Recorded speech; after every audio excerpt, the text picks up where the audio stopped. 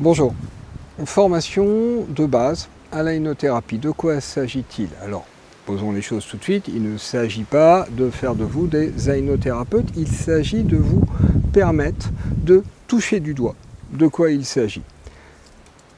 Cette formation est en 2 fois une journée et l'objectif est de vous permettre que, au cours de la 2e journée, vous puissiez avoir une pratique d'hypnose dans laquelle vous ne faites rien, vous laissez les choses venir et vous constatez le changement qui s'opère pour votre interlocuteur, sans rien faire. L'aïnothérapie, c'est une pratique du ne rien faire. Pour arriver à cela, la première journée est axée sur technique de centrage, sortir de la notion d'objectif, être centré sur le dispositif. C'est-à-dire qu'il s'agit vraiment d'un travail sur la posture de l'aïnothérapeute.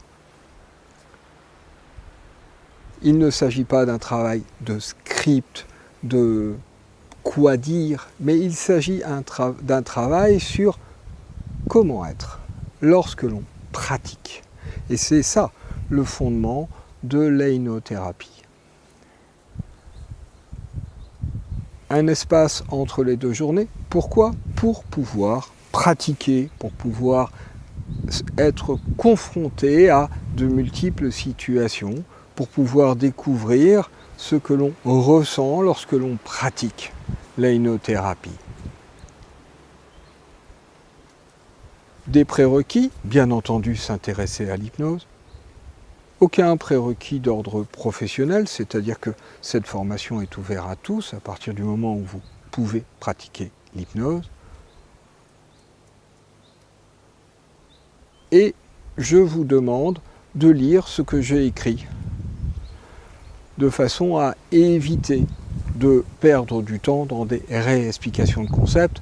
L'objectif, c'est une formation qui est axée sur la pratique, parce que l'aïnothérapie, ça ne se comprend pas.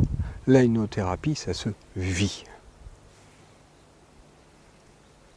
La formation a lieu à Pont-Aven, un petit groupe de stagiaires, 6 maximum, de façon à permettre 3 groupes de 2, de façon à permettre réellement d'individualiser la formation.